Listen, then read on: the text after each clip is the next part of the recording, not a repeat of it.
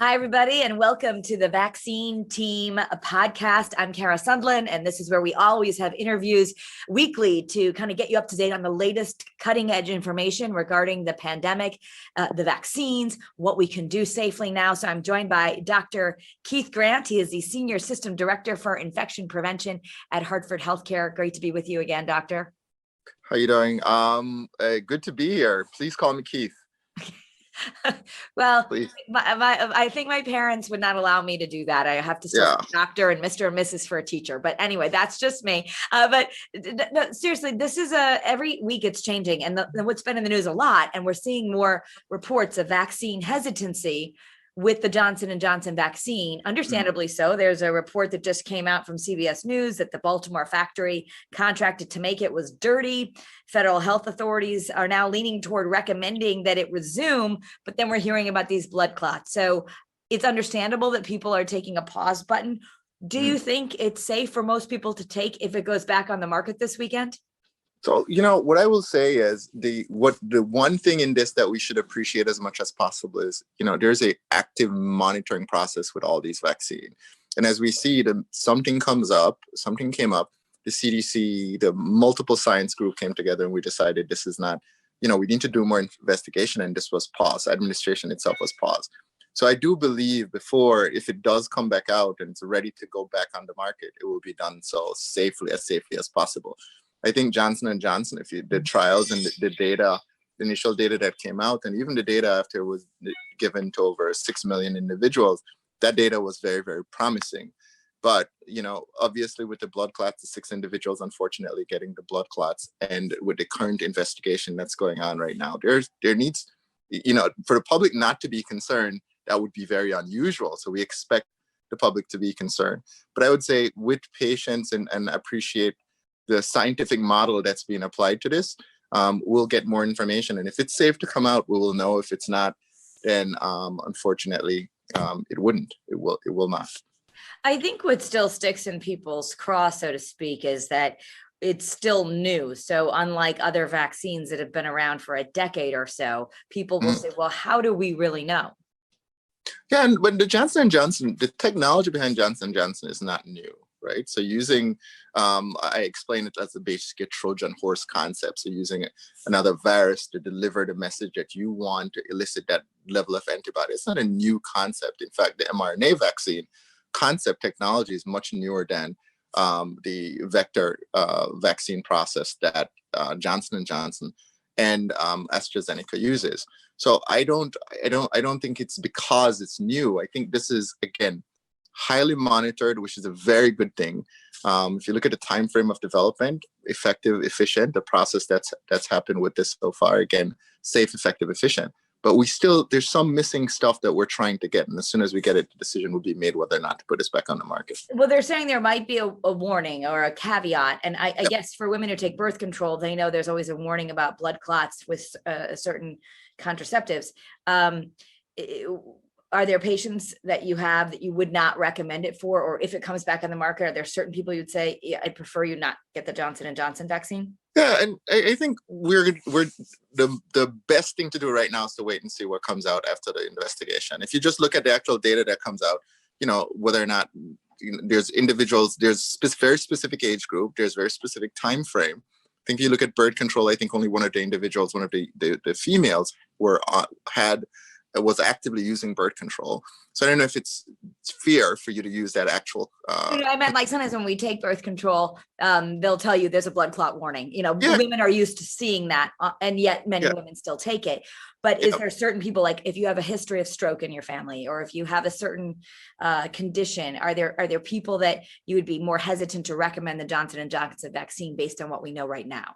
Yeah, so I think any medication that causes any level of clot, you have to be careful with certain individuals, to include smokers, to include individuals that are using birth control. I think, if Johnson & Johnson, depending on what decision is ultimately made, these are things that I'm sure they'll consider, and there will be mass messaging about this. Yeah.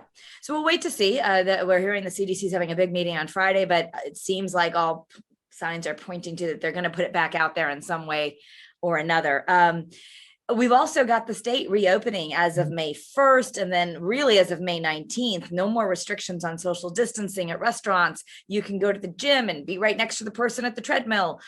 So I think people are going, okay, well, what do I do? And let's start with if you're not vaccinated, because we have a little more than half of the state vaccinated. If you're not vaccinated and the state starts to reopen, should you still be wearing a mask at the gym? Should you still be wearing a mask outdoors? What would you recommend? So, I think the data and information that the governor and the governor team is using is huge. It's a huge amount of data. There's huge risk stratification that's happening. There's science that we appreciate and we've learned. Keep in mind, we've created millions of infection preventionists through this. So there's so many people that will tell you right away, you should do this because it can lead to this, right? So just keep that in. Those are things that we should not let go of, right? So the questions that you ask, if you look at the actual scenario itself, if I'm in the gym and I'm running and I'm not vaccinated, the risk of me getting infected is higher than the average person. I shouldn't say the average person, but there's a huge amount of people within Connecticut that are vaccinated that have a lower risk, right, of getting the disease and for passing the disease on. So be mindful of that. Be mindful of protecting yourself and protecting individuals around you. And masking, definitely, we've shown it's helped a lot. So I don't know if I would stop. I would keep that in mind. Whatever it is that I do, I would keep that in mind as well. And people wonder all the time, what about when we're walking outdoors? What if this runner goes by me? Everything I have read said that outdoors, the risk seems much, much lower. So does that mean you can abandon the mask outdoors? The risk is significantly lower outdoors, significantly, for a number of reasons. The dilution possibility is much higher. The ability for the particles to move directly from my respiratory system to yours is significantly lower. That probability is significantly lower, very close to zero in many, many cases. The scenario that you just stated, someone runs by me, the probability of you getting anything from that is, I'm comfortable with saying, near zero, right? So there are situations that you really don't need a mask, right? But however, there are situations we're in for someone, for example, that has certain comorbid conditions, you might want to be a little bit more cautious. And it's very key to understand and appreciate that we can make blanket statements, but please recognize your risk and the risk of the individuals around you and make decisions accordingly. So what we should be doing, I think, some recommendations with some very good knowledge-based instructions around it. Then there's the families, and this would be in my case, right? I have my vaccine, my husband has his vaccine, and the kids are too young to get vaccines. So parents are wondering, well, can we get on a plane? Can we go somewhere? Should we just let the kids go back to all their regular activities because the world's opening up, but they don't have vaccines yet? So what do we do then? So kids are actually two good things, a few good things we've learned from this. Kids do well enough with this disease process. It doesn't impact kids as much as, we've seen other respiratory infection impacting kids. So from a transmission perspective, there's some level of a lot less anxiety where that's concerned. However, kids are also potential vectors, and that because it doesn't impact them, you have this false sense of security that they might be perfectly fine and carry the disease. So one of the things that I would say is just be mindful of symptoms or symptomology. Someone start coughing, if it is I absolutely love my daughter to death, 7-year-old Ariana. If she starts coughing, she's isolated in her room until we figure out what's going on, right? That's when you cough, you're going to assume it could be COVID. Exactly. So we need to figure that we need to, look at that. And testing is still massively available. So look into the potential for doing that if necessary. But I would say families should start looking at opportunities to start enjoying the normal thing as much as possible. I think that's one of the key pieces of it. There's been so much, the impact of mental health illnesses is huge, right? And, it's sad because I don't think we're going to know the magnitude of this for years to come, especially on these kids. So as much as we can normalize it. So me right now, my child goes to school and she's there, 5 days a week. And I'm as cautious as I am, when she comes home, I don't want her to wear a mask, right? And if we go on vacation, which we're going to plan some form of going somewhere. My wife told me I have to. But when we do that, I expect her not to wear a mask. So be as normal as possible with these kids, because I think this has been very, very, very, it's been rough on us, but it's been really rough on them. Yeah. I just interviewed Dr. Laura Saunders, who's also with your system, and she gave us a startling statistic that some 30% of emergency room visits, or rather, I'm sorry, it was a 30% increase for emergency room visits for kids ages 12 to 17 for mental health and during the pandemic. So just so much more anxiety, so much more stress.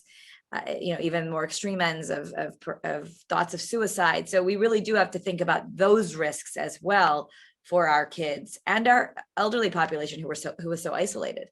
Absolutely, and that's pretty significant. So as much as there's the science piece of it, there's a anxiety-driven piece of it, and I think the key terms in this is to appreciate what everyone is going through, and we talk about from the isolation or quarantining perspective and wearing the appropriate PPE. But as individual, just assess your risk as much as possible. Assess your risk. We're in a very good space where the governor can make certain decisions. There's enough data to help and drive that. But it's very important for us to keep close assessment of our individual risk. Do you foresee that it's safe soon for people to stop wearing masks in their workplace if it's indoors? Or do you think that's something that we should all still keep our mask on? We do here at Channel 3. I only have my mask off because I'm talking only to you on a computer, but we wear these everywhere. And I'm wondering, it almost feels weird when we stop wearing them, but is that coming? So I'll answer it from a science perspective. So when you think about it, two things: the rate of vaccination within a certain space. So that's one of the things. So if I have a room with 10 people and 9 people have been vaccinated, I could recognize herd immunity and say, you know what? We're in a very good space. It's a different conversation if, let's say, 50% or 20% has been vaccinated. But I think it really depends. I think a lot has to do with, your screening, pre-screening for work, vaccination status, overall prevalence that exists within the community. So there's a few factors.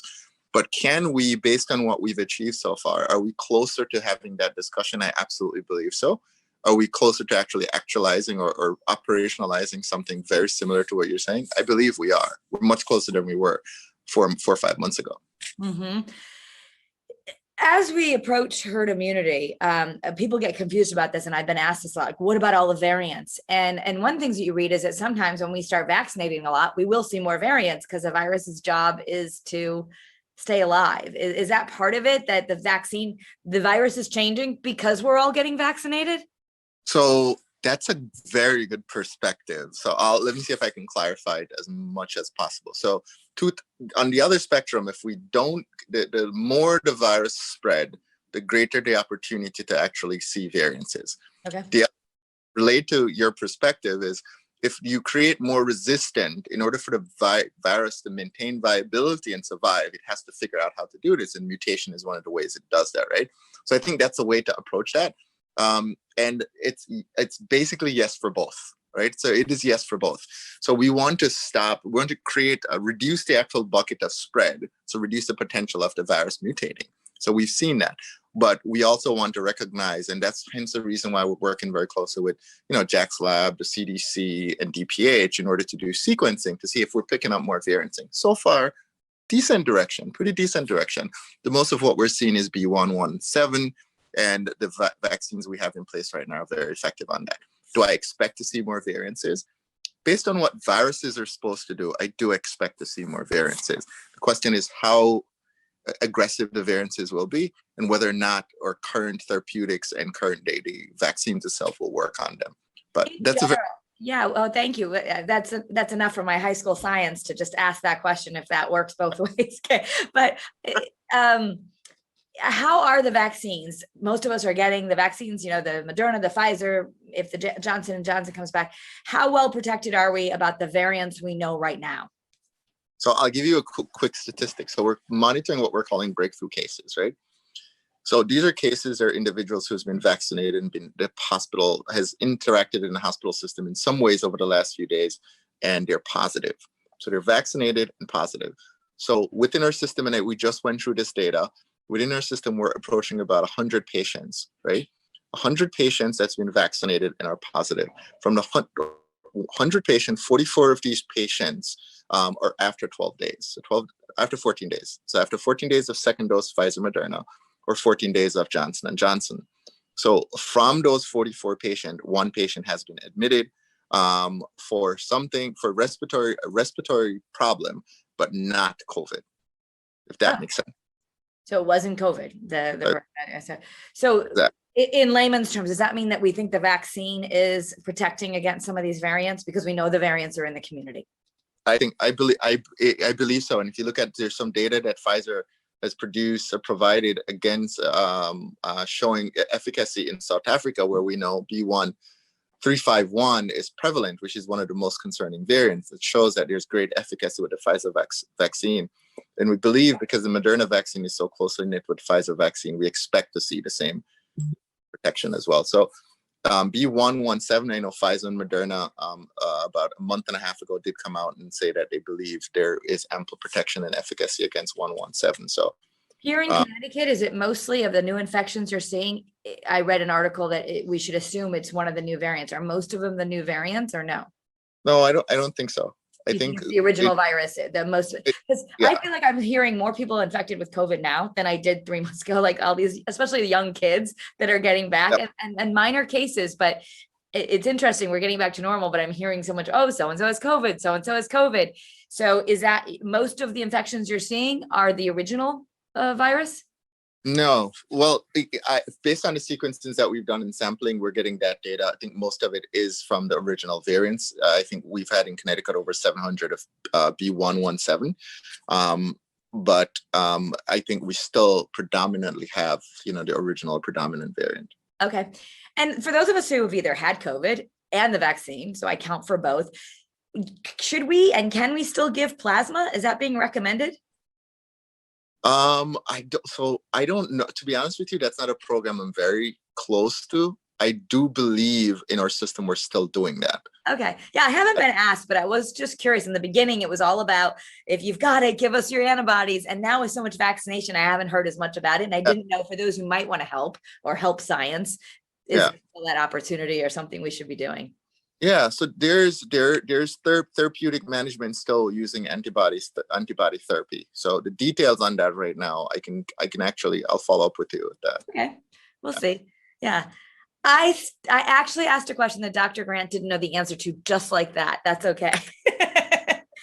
All right, so crystal ball question, and then we'll let you go. Do you see people returning back to normal in the fall, with kids maybe going back to school like regular, maybe even no masks, and kids and people going back to work in the office? Like, does the fall look normal, or we're gonna just kind of do this stuff for a while?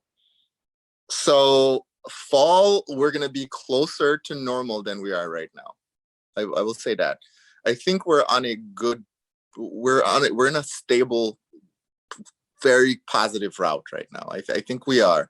And I also believe the questions that individuals or people are asking, one thing that's happened more than I've ever seen is there's a lot of educated people now. There's a lot of people that are very educated about this. They're asking the right questions and they're putting the right things in place. There's a right level of anxiety that still exists, very important. Yeah. The care that the collaboration that has happened within this process is immense. So people are collaborating, they're working together, they're asking the right question, they're getting educated, they're educating each other. I do think we have a very good opportunity to move in the fall in a different direction, in a more positive way. I know I promised it was the last question, but I thought of one more. There are some people who are still operating as if it was 6 months ago. They're double masking. They're nervous to be around people. They're if COVID paranoid is what some of the term in the media is, even if they're vaccinated, even if their families, they're kind of staying stuck back there. Is that appropriate for some people, or is there a danger in that behavior as well? So I think there's dangers in any extreme behavior, right? There's potential for danger. And again, absolutely not a psychologist. But there's, in any extreme danger, like I have family members that fit into that mold, and we have a lot of discussions about it. Certain level of anxiety, I think, is necessary. In my role, I can tell you it's important. But at the same time, there's a level of science that needs to be appreciated that gives you some level of comfort. So I would say individuals, feel free to reach out to me absolutely whenever. I love to have these discussions. But there's so much data that's coming out now to help you to appreciate the benefits, for example, of just normal masking. A few months ago, we talked about double masking, and then there's so much data that showed that your normal procedural face mask is so effective against this virus, the spread of this virus, that if we do that well-fitted mask, we're in a very, very good place. So, if we have the vaccine, we've shown great efficacy in the vaccine and safety of all the vaccines, to be honest with you. So we're in a good space at this point to appreciate the science, to give some level of comfort. But again, I hate to say to each his own, but whatever gives someone comfort right now, but reach out and have these conversations. I'm available. So if you guys, anyone that's hearing this, that feel like they need to talk to someone, call Hartford Healthcare and ask for Dr. Grant and say, is it okay? Can I go back to normal? No, I mean, there's parents who are still keeping their kids home from school. And afraid to send them back. And yet we're hearing from the child psychologists, unless it's an extreme case, if you have a normal child with normal risk, like it's time to get them back to school. It's time, because there's other risks to staying paranoid. Absolutely. And again, when this started, there's so much we didn't know about this. So there was paranoia everywhere. There's high level of anxiety everywhere. And some people just haven't come down from that. And I don't want to say it's okay. It's an opportunity for us to appreciate. We need to reach out to these individuals and have good conversations with them. Because again, I mean, if a doctor says it's okay now, that helps some people because, but like you said, it's interesting to see different people's perspective. And I know there isn't one blanket answer, but there's a lot of questions because everyone was being so careful. And then all of a sudden it's like, oh, guess what? You can all eat outside at a table with as many people as you want. You can go back to the gym. You can do it. So I understand that some people are like, really? I couldn't do it last week, but I can do it now. So exactly. It's a step-by-step process. But as always, Dr. Keith Grant, we appreciate your knowledge and helping us get through this as the information changes so rapidly week to week. All right. Awesome. Have a good day. Thank you. Have a great day.